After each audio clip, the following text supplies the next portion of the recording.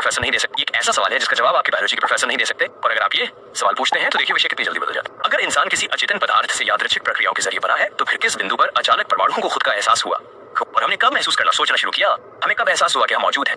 और हर जगह लोग अंदर ही ये क्यों महसूस करते हैं कि वे सिर्फ एक दिमाग और रसायनों से कहीं ज्यादा है। लोग सोचते हैं कि विकास और धर्म दुश्मन है, कि जीवाश्म साबित करते हैं कि इंसान बंदर से बना है, कि डीएनए के सबूत निर्विवाद है, कि धार्मिक लोग डर के कारण विज्ञान को नकार देते हैं, है, और इस्लाम खासतौर पर आधुनिक बायोलॉजी का खंडन करता है।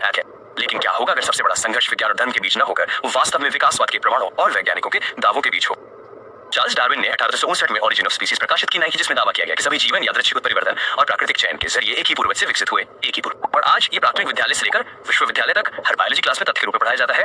लेकिन सबूतों में कुछ चौंकाने वाली खामियां हैं जिन्हें पाठ्यपुस्तकें आसानी से नजरअंदाज कर देती हैं।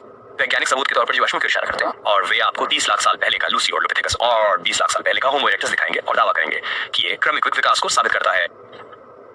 जीवाश्म रिकॉर्ड दिखाते हैं कि प्रजातियां बिना किसी संक्रमण के अचानक प्रकट हुई, फिर लाखों साल तक अपरिवर्तित रहीं, फिर अचानक गायब हो गईं, जो क्रमिक विकास के विपरीत है। वो हुआ के रीत है। डार्विन ने खुद स्वीकार किया कि ये उनके सिद्धांत की सबसे बड़ी समस्या थी, और उन्होंने भविष्यवाणी की कि भविष्य की खोजें इस अंतर को भर देंगी।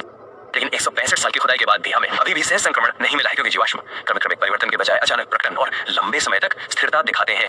डीएनए तर्क और भी मजबूत लगता है, क्योंकि इंसानों के 98% जीन चिंपैंजी के साथ साझा है।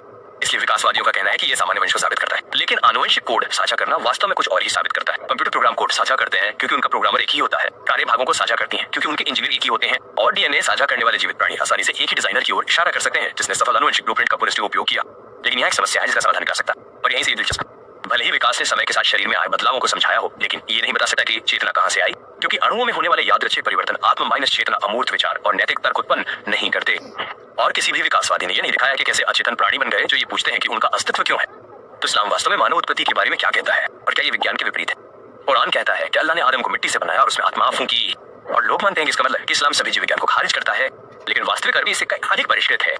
कुरान में आदम के शरीर को बनाने वाली सामग्री के लिए 4 अलग शब्दों का उपयोग किया गया है, और वे धूल से गीली मिट्टी, बदली हुई मिट्टी और सूखी मिट्टी के बर्तन जैसे पदार्थ में विकास का वर्णन करते हैं, जो बिल्कुल उन रासायनिक तत्वों का वर्णन करने जैसा लगता है जो मानव ऊतक बनाते हैं, जो मानव शरीर 65% ऑक्सीजन और 18% कार्बन और 10% हाइड्रोजन है।